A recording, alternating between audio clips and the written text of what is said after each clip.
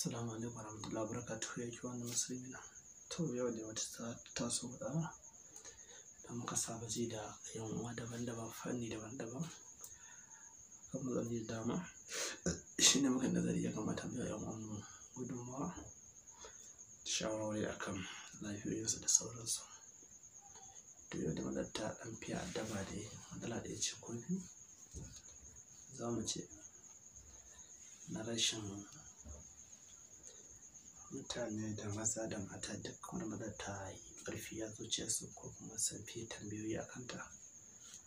Matsalar ba da tazara, family plan, ji bature, mu gwada Hausance na mai cewa tazara ko na yara ko mu ce ƙa'ida iyalai.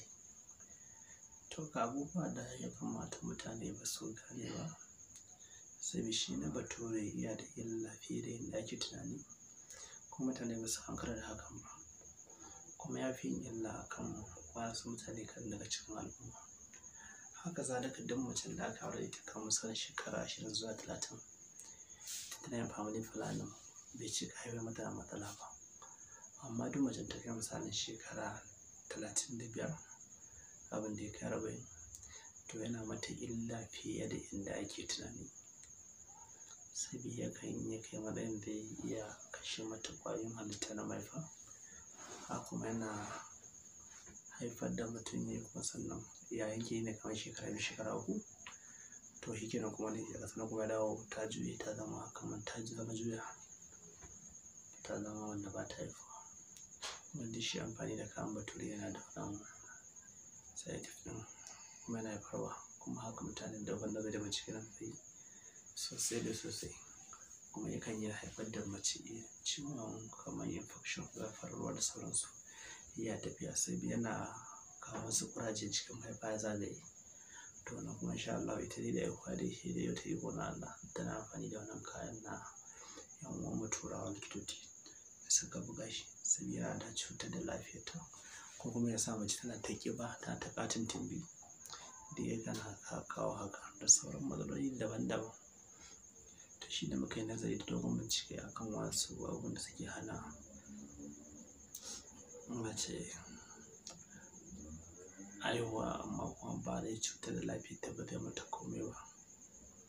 Saboda kuma abu ne mai sauƙi wanda kuna yin amfani da shi a lokacin ko kai ko ita. To dukkanin mu dai kowa ya san bishiyar maina. Haka zalika kowa kuma ya san 'ya'yan maina.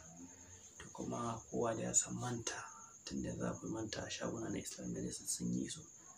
Za ka ji a ce akwai man mai ka samu man nata.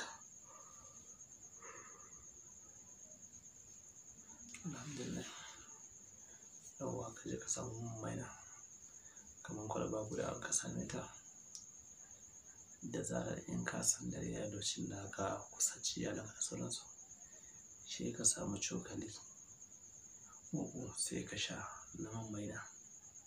Sai ka same shi ka shafa a kan gaban naka.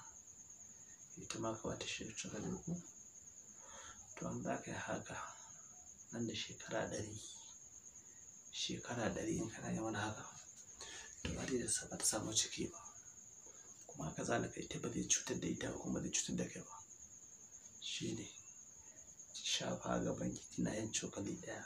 Ita mace namiji ma zai iya shan cokali 2 ko 3 yana shan lokacin da kusanci iyalinsa. Manta shi ka shafa a gaba man maina ko mace darbejiya a wasu yankin. To duk wanda ya amfani da wannan tsarin to insha Allah kan wannan matsalar to ya warke. Kuma an samu waraka da Allah kan ba da tazara. Kuma ci gaba da ƙoƙari da kiyaye harkoki da yan uwan da ke bayarwa da sauransu. To ya ku ƙoƙari ku ƙa'ida kuma ku kiyaye masu matsalolin sanyi suna matuƙar tasiri ga lafiyar ɗan adam. To ina ganin za mu dakata. Ba za mu bar bidiyon ya tsawo ba sannan matasa da sauran yan uwa ruwan musulmi da yin subscribe dan na garawa da masanawa kuma sannan da yin share da danna like. Bidiyon ya burge ka sannan ka tura yan uwa musulmi su amfana. Sannan ga na barhama salati shine abin sadaka wajen mu. Masu nan ga masu tambaya sai ta kuma section. Kuma sun buƙatar kamun za su yi kira mu kai na waya. To mun ba da fa'ida ɗaya kan nan za mu iya kawo ta 2 ko ta 3. an gaban Allah ba bai ko. Ku rattaba mana subscribe sannan ku danna ƙararrawa. Haka zalika ku san bada mana like, ku suburbudo mana sharhi sannan ku yada wannan dauka. Kai kenan.